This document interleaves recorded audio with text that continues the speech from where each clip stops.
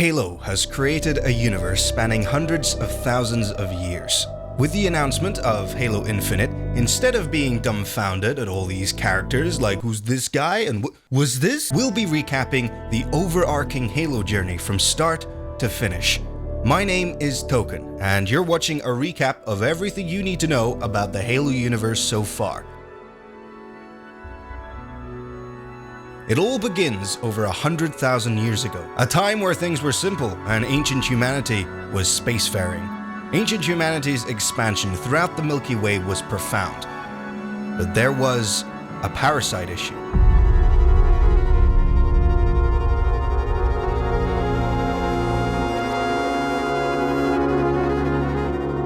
A parasite that survives through the consumption and assimilation of entire civilizations, and they were known as the Flood.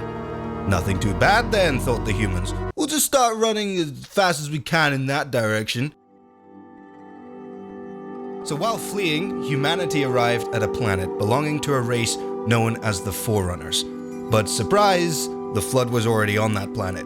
The humans, finding there was no other option, and likely having new shiny warheads to test out, decided that only way to stop them would be to annihilate this planet. This act of kindness was mistaken as aggression by the Forerunners, especially by the Didact, who was the supreme commander of the Forerunner military, and he was evil because he had a British accent. He believed the humans unworthy of obtaining the mantle of responsibility. This is the obligation of the most evolved life forms to act as caretakers of lesser life.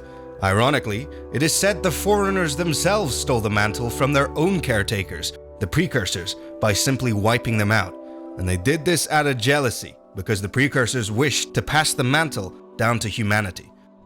As a result, the Human-Forerunner War began and lasted around 50 years, and also killed all of the Didact's children, so he was left a little bit bitter.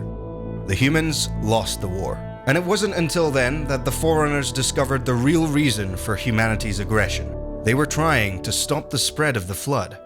But it was too late. The Forerunners were being infested with Flood, their planets and people being consumed and twisted. As punishment, the humans were forced by the Forerunners to start again on a planet that would eventually become known as Earth. Humans were regressed to tribal communities, building with wood and listening to Justin Bieber from 2010, but mostly the first thing. The Didact and his Prometheans, his most respected warrior servants, found this punishment just. To protect the galaxy against the Flood, he proposed to create a significant number of shield worlds to monitor and curb its growth. This idea was rejected, and instead they decided to build superweapons capable of wiping out the entire galaxy. This was known as the Halo Array. He was ordered to dismantle his shield worlds, but he refused. Instead, he stole the Composer, a device that would transfer organic consciousness into mechanical shells. In his own effort against the Flood, he converted his Promethean warriors into a synthetic army immune to the Flood.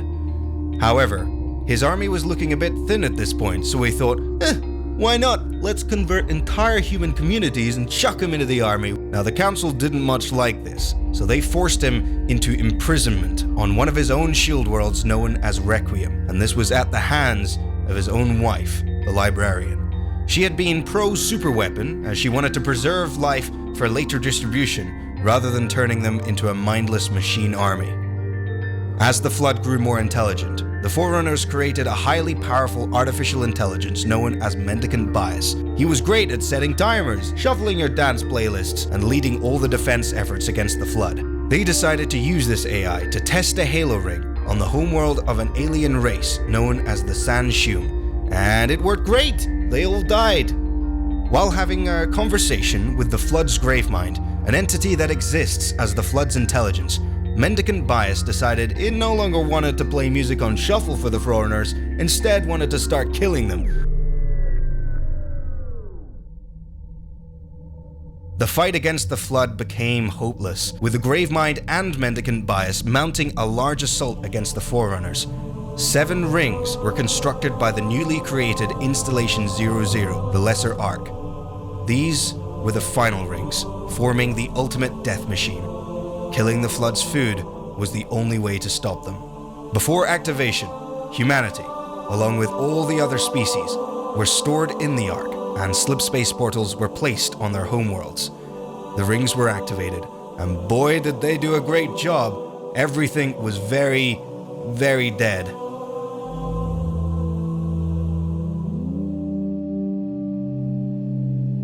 Fortunately, the slip space portals worked.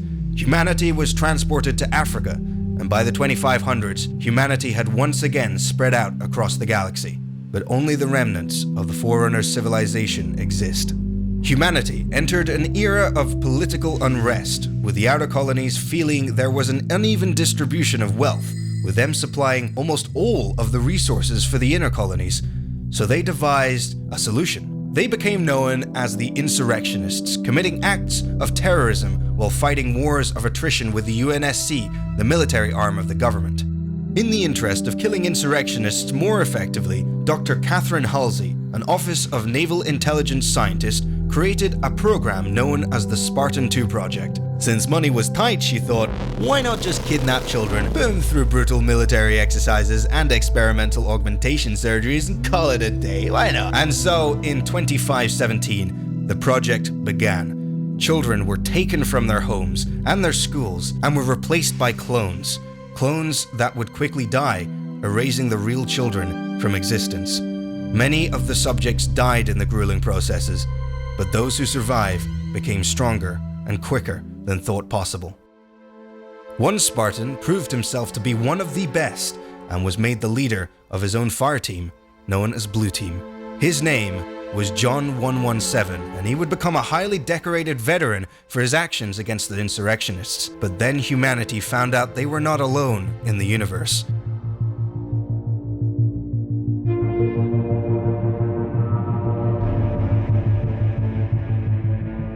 This attack began the Human-Covenant War. The Covenant had been destroying the outer colonies one by one, starting with Harvest, turning their surface into glass using plasma. During the final days of Harvest, the UNSC Spirit of Fire defended the planet under the command of Captain James Cutter. The Covenant had managed to uncover a Forerunner relic on the planet that acted as a map route detailing the locations of other Forerunner artifacts. Using this information, the Covenant were pointed to a second human colony, Arcadia. Following them, the Spirit of Fire's crew found that the planet's defenses had already been destroyed, with the Covenant discovering more Forerunner ruins. As Professor Ellen Anders, a researcher on the Spirit of Fire, begins documenting the area, she is kidnapped by the Arbiter, a rank in the Covenant that is bestowed upon those who are shamed, so they may regain their honor from death in battle. With Anders, the Covenant wanted to use her to activate a Forerunner Dreadnaught, as they had found that only humans could activate Forerunner technology. The Spirit of Fire follows them closely, eventually emerging over the shield world, Etrin Harborage. Here, Anders manages to escape back to the Spirit of Fire, but not before encountering the Flood, who despite the Halo Array managed to still exist. Removing their slip space drive and planting it on the shield world's inner sun, they sent it into supernova, destroying the installation along with the Covenant fleet. Had the Covenant utilized this shield world's technology, the Covenant would have sent humanity into extinction.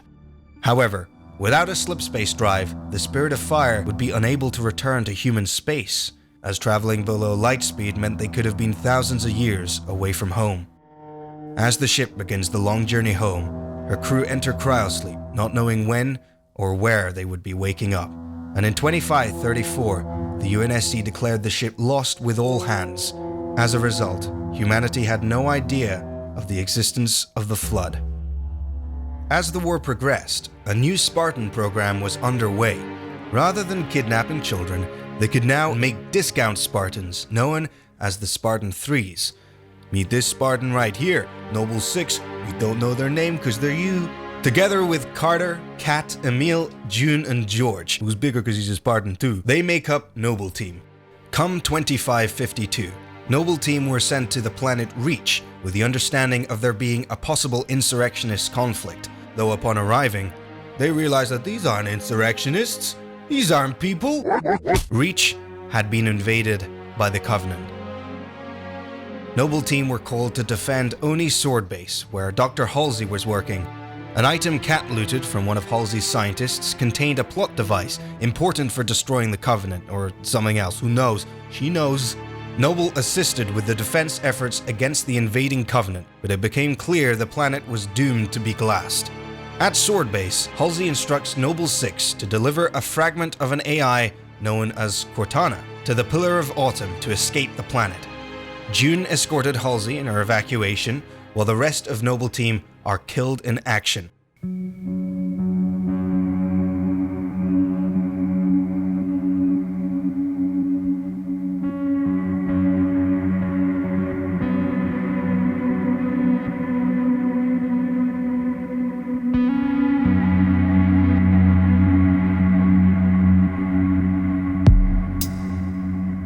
The Pillar of Autumn escaped and made a blind slip-space jump to escape the Covenant, only to accidentally stumble across a Halo ring world, Installation 04. John 117, the Master Chief, who was on board the Pillar of Autumn, was awoken and ordered to protect Cortana. So who cares about the rest of the crew? John Rand didn't stop until he was the sole survivor of a crashed escape pod. Chief was now stranded on the mysterious ring world, while the Pillar of Autumn was manually, landed. With the help of Cortana's instructions, Chief arrives at the ring's control room to identify Captain Key's last location. Though once they arrive there, there's no keys in sight. And what's that unusual sound? Oh no, it's the Flood. The Flood had been stored on the Halo ring in a dormant state, and were made considerably less dormant by the Covenant, who had been poking around because they thought the ring was some kind of religious symbol that would propel them into paradise. But oh, were they wrong.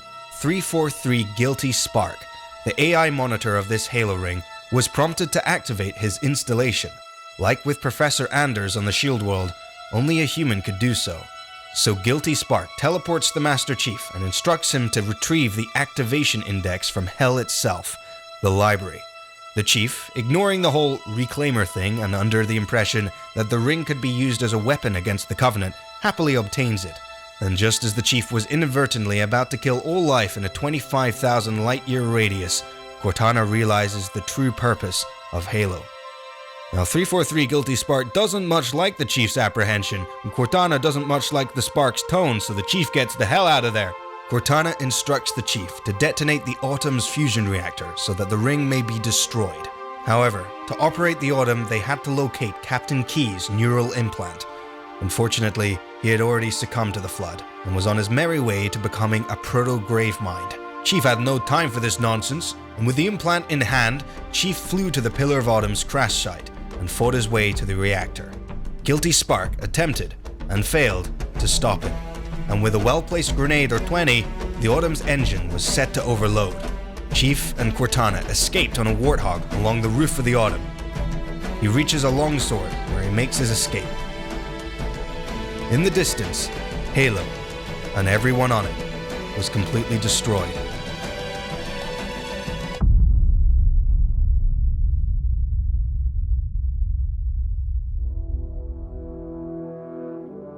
Not long after the destruction of Installation 04, the Sangheili Covenant Supreme Commander, who had failed to stop the Chief, was tried before the High Council. He'd been very bad, and on the human side, Chief had been very good. And you get a medal, you get a medal, everybody's getting medals. Suddenly, interrupting the ceremony and Lord Hood's generous medal giving, a Covenant fleet appear out of slipspace. Incredibly, they did not expect humans to be on Earth. The Covenant boarded the space stations with the intention of blowing them up. So, the Chief returned the favor by giving the Covenant back their bomb.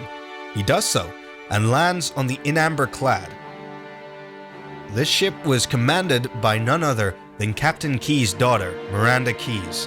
The Chief joined the UNSC on Earth in fighting the Covenant threat, successfully holding their invasion. This prompted the Prophet of Regret to flee Earth, hastily slipspace jumping right on top of the city of New Mombasa.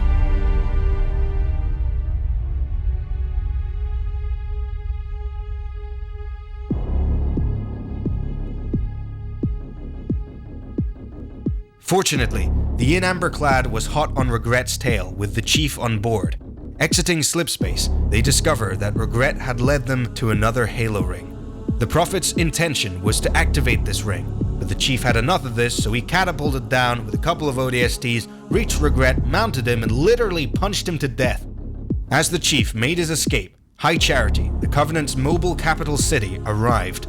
To stop him, they started glassing the surface of the ring, so the chief started running very quickly in the opposite direction.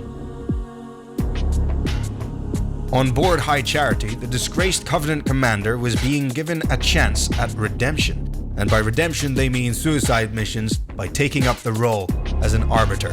His task was to assassinate the leaders of the Heretics, a faction of the government that split off after themselves learning the truth of the Halo Rings. That no, they won't send you to paradise, and that yes, they will kill you and everyone you love. The Arbiter was successful, also finding 343 guilty Spark, who had escaped the first ring.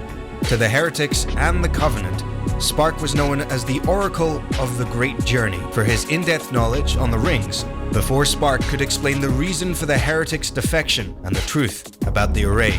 The brute commander, Tartarus, captured him. Returning to High Charity, the Hierarch prophets declared Regret's death by Chief's fists to be the failure of the Sangheli, removing them as the protectors of the prophets, bestowing this role instead to the brutes. The Arbiter was still the Arbiter though, so he was sent on yet another suicide mission to recover the activation index for the newly discovered ring, which means heading to the fiery pits of hell. The Arbiter finds and captures Miranda Keyes and Sergeant Johnson, who had managed to retrieve the index. Just as the Arbiter was about to keep the index for himself, Tartarus shows up and reveals that the Hierarchs had intended for him to die. Tartarus then threw the Arbiter off the ledge right into the clutches of the Gravemind, who already had the chief. It was here that the Gravemind helped the Arbiter question his faith in the Great Journey. Obviously, Halo's a super weapon. It was in the Gravemind's interest to prevent the firing of the Halo Ring, so that he wouldn't starve, needed to preserve all that meat. Reluctantly, the Chief and the Arbiter joined forces to stop the Prophets. The Gravemind teleported the Arbiter near Halo's control room, fighting his way there with the help of Sergeant Johnson, who had commandeered a scarab. Blinded by his belief in the Great Journey, Tartarus forced Miranda Keyes to activate the Halo Ring with her human touch. The Arbiter killed him quickly, or slowly, depends how good you are, and with Tartarus dead, Miranda manages to retrieve the index just in time, deactivating the Halo Ring. However, 343 Guilty Spark notified them that this had activated a fail-safe protocol, sending a signal to the rest of the Halo array, placing all the rings on standby for remote activation from the Lesser Ark. While the Arbiter, Keyes, and Johnson were grappling with Tartarus, the Chief was sent to High Charity to stop Truth. Unfortunately, he is too late, with Truth making an escape to Earth. The Chief had no choice but to leave Cortana behind, as she had the crashed-in amber-clad primed for detonation in the case of the ring activating. Using the Gravelift, the Chief launched himself towards the Forerunner Dreadnaught the Covenant had procured so that he may finish this fight. With the Chief heading towards Earth, the Gravemind had completely taken over High Charity, and with it, now held Cortana captive.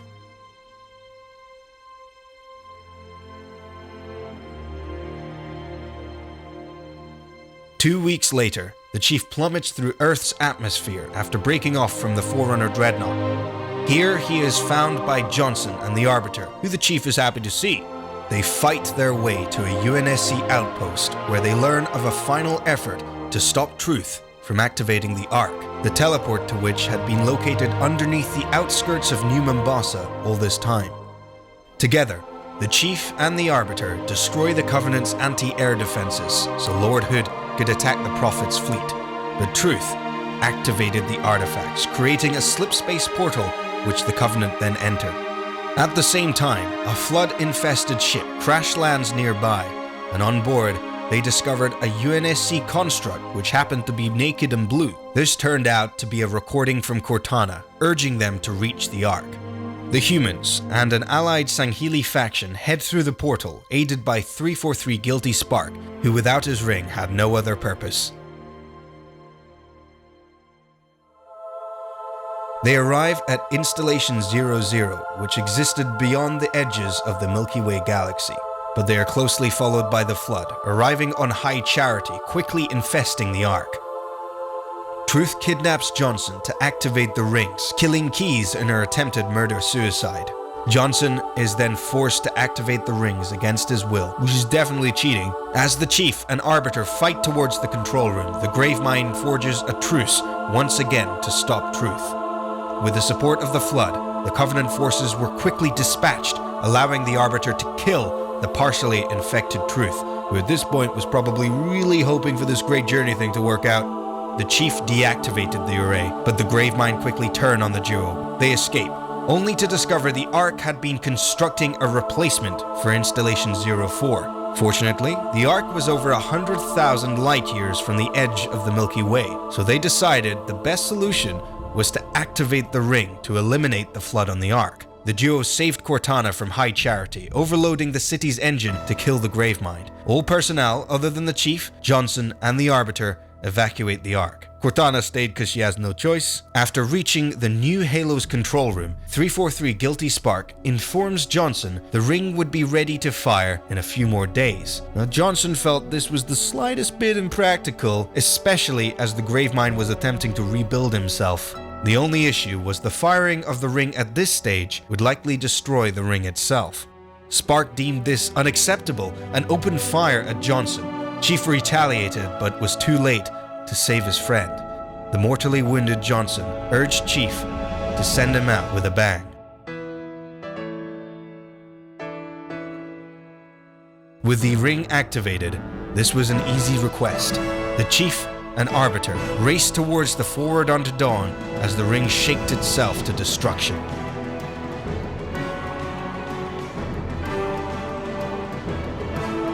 As the Dawn reaches the portal, with the Arbiter at the controls, very quickly realizing he's no idea how to pilot a human ship, it closes before they could make it through, severing the Dawn in half. The Arbiter's side ended up on Earth, and the Chief and Cortana ended up in an unknown location in space. The Chief, with no other option, climbed into a cryotube, asking Cortana to wake him when the game received higher than 90 Metascore, and it did! So 2 years following the Ark's event, Dr. Catherine Halsey is detained and interrogated for, well, kidnapping children and turning them into super soldiers. Shortly after, she was released under tight supervision, which is basically scot-free after what she did. And on the year 2557, Cortana wakes the Chief as the Dawn is boarded by the Covenant. The boarding party was a Covenant remnant force led by Jul Madama. The Dawn had drifted towards Requiem, the shield world that the Didact was imprisoned on hundreds of thousands of years prior, and the Covenant remnant wanted to get inside. The planet appears to scan the Chief, likes what it sees, then proceeds to suck him and the Covenant enforcers inside. As the Dawn disintegrates around him, the Chief reaches the escape pods just as Cortana starts acting unusually. Before the Chief could address this, suddenly, a cruiser collides with the Dawn, flinging the Chief towards the planet and knocking him out. Surviving the fall, the Chief awakes to find himself inside the planet. Cortana explains that her erratic behavior earlier was being due to rampancy, a known trade-off with advanced AI. As they age, they begin to think themselves to death. Chief suggests attempting to find a ship and fly back to Earth to see if Dr. Halsey could fix this, which given their current situation is very glass half full. The Chief reaches the cartographer, fighting a new foe along the way, the Didact synthetic Prometheans. The cartographer reveals a signal coming from the UNSC supercarrier Infinity. They decided it would be a good idea to enter the big hole in the strange planet. With the Chief and Cortana both in agreement that this is a terrible idea, they attempt to warn them, but this was unsuccessful. They attempt to follow the Infinity signal, discovering an unusual spherical object to be its origin. It opens, inside revealing the Didact. He quickly defeats the Chief, declaring that the Forerunners will be returning. He makes a few remarks about how weak humanity is, clearly someone's still bitter. The Chief escapes the Didact, quickly retreating because he's a little weaker than the Didact. He makes his way to the Infinity while fending off the Prometheans and the Covenant who have joined forces, because why not? Arriving at the ship, the Chief is introduced to the cheerful Captain Andrew Del Rio and Commander Palmer, who is herself a Spartan 4, voluntarily rather than childhood abduction. Rio orders an attack on the gravity well that is keeping the Infinity from leaving. Before the Chief is able to complete his objective, however, the deceased Librarian comes to him in a vision, telling him to use the Force, and also telling him about the history of the Forerunners, the existence of ancient humanity, and the Didact's intentions to compose humanity in its entirety. Still opposing the Didact, she provided the Chief with an immunity to the Composer. I mean, this guy is classic evil. Truth was just misguided and the Gravemind had to eat, but this guy, oh, he's a bad egg. Returning to the Infinity, Captain Del Rio has a pleasant exchange with the Chief and decides that he wants to leave the planet now and pretend the whole Didact thing coming to enslave humanity thing's that's not happening. Cortana defies the captain and shouts a little, which is a sign of rampancy, prompting Rio to order the Chief to surrender her. Which, I mean, fair enough, policy is policy, but that ain't gonna happen. So, the Chief steals a Pelican and attempts to stop the Didact himself, which after everything he's been through is basically masochism at this point. Before the Chief could reach him, the Didact escapes, escorted by the Covenant. Reaching one of the ships, the Chief clings on for dear life as they enter slipspace, pursuing them to Ivanov's station where the Composer resided. Failing to fend off the Didact, he obtains the Composer and activates it on the station's crew, turning all but the Chief, thanks to the Librarian's gift, into ash.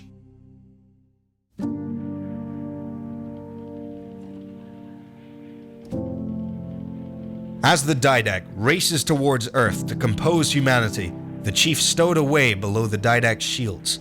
Once arriving at Earth, the Infinity blows a hole in the hull, allowing the Chief inside. He's too late, however, and the Didact activates the Composer, firing at Earth and composing New Phoenix.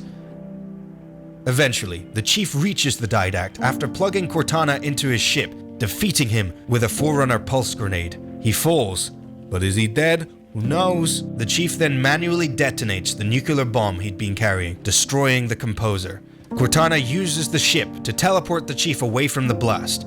Using hard-light technology, she was able to touch him for the first and last time, welcoming him home and fading away.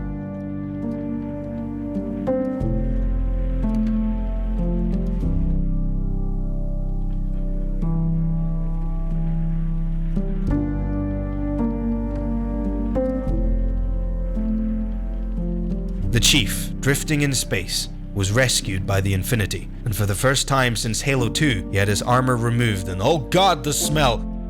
The Chief confirms the destruction of the Composer and Cortana, but not the Didact's death, which leads the UNSC to publicly blame the Covenant remnants for the New Phoenix incident. After many years of them believing the Chief dead, he reconvenes with Blue Team, now consisting of Fred, Kelly, and Linda. Together, they were sent to uncover the former location of the Composer, eventually finding the Composer's forge, which contained 6 new Composers. Turns out, yep, Didact was alive, so they killed him once and for all. Now he's dead, and all the Composers were destroyed.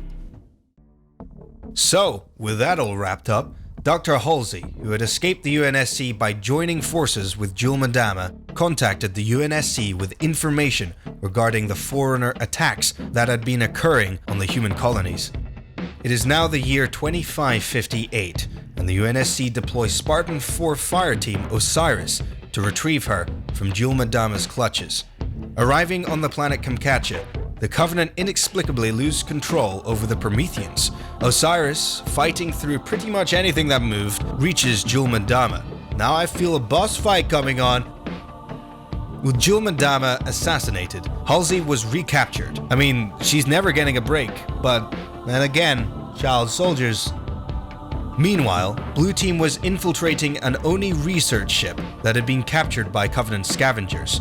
While on board, the Chief has a vision of Cortana, where she tells him that Meridian is next. Now, Meridian is a planet in the outer colonies with a population of around 5,000, but who cares about them? Cortana's alive and Chief was gonna find her. Chief reassigns his team to Meridian against his superior's orders.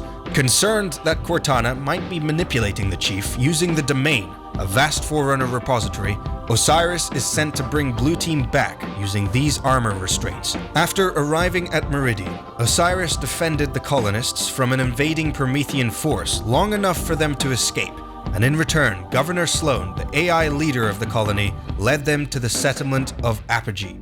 While it appeared Blue Team had faced no opposition, Osiris were forced to battle waves of Prometheans, eventually defeating the Warden Eternal, who had introduced himself as Cortana's servant.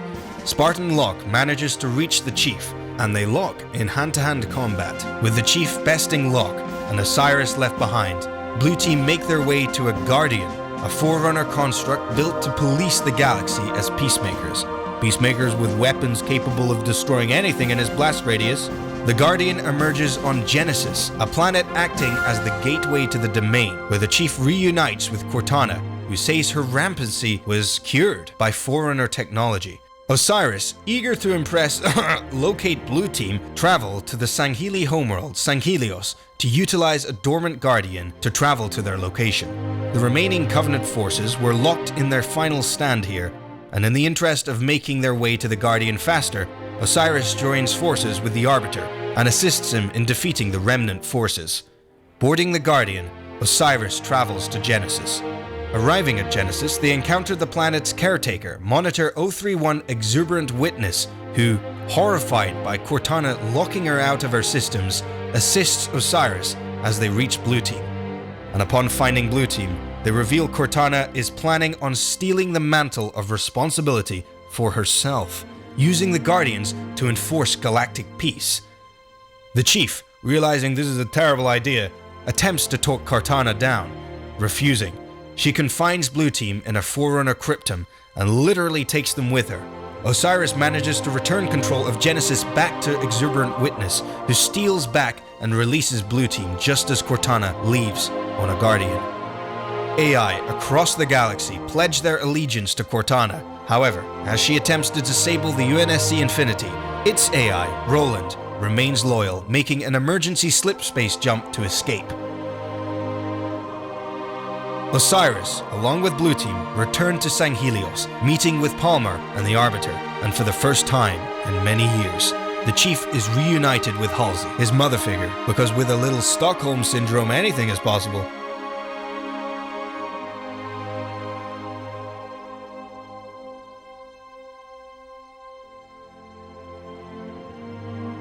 One year later, in the year 2559, and after 28 years adrift in space, the Spirit of Fire begins to reactivate, the crew being awakened due to an unexpected development. Cutter and Anders realized they had somehow been transported through slipspace to an unknown location outside of the Milky Way. And looming below them is Installation 00. On the installation is an aggressive Covenant force known as the Banished, a splinter faction led by Atriox, who had rebelled against the Covenant near the end of the Human-Covenant War. Their forces rose in number after the war's conclusion, with those who wanted to continue fighting humanity. Retrieving much of the retired Covenant technology, the Banished occupied the Lesser Ark, a fact the Spirit of Fire's crew quickly learned. They begin a campaign against the Banished as they find a way to contact the UNSC. During the fight, the Spirit of Fire falls under attack from the Enduring Conviction, the flagship of the Banished. During this, Anders forms a bold plan to contact the UNSC. The Ark had been building a completely new Halo ring, Installation 09, though rings from the Ark could only be slipspaced to predetermined locations. Fortunately, Installation 04's original location was close to the human colony, Reach, and the ring was no longer there. So, this means Anders could use the Halo ring, a superweapon capable of wiping out all life, as a method of reaching the UNSC. Of course, before sending it right into the heart of human space, the Spirit of Fire crew has to reach its control room to disarm the kill-everything part of the ring. Managing this, the crew begins to evacuate. Unfortunately, Anders is unable to make it out before the Halo enters slipspace. The Spirit of Fire, remaining on the Ark, continue fighting, awaiting her return. On its way to Installation 04's site, the Halo is unexpectedly pulled out of slipspace. Perplexed, Anders exits the control room and reaches the surface, only to be confronted by a Guardian.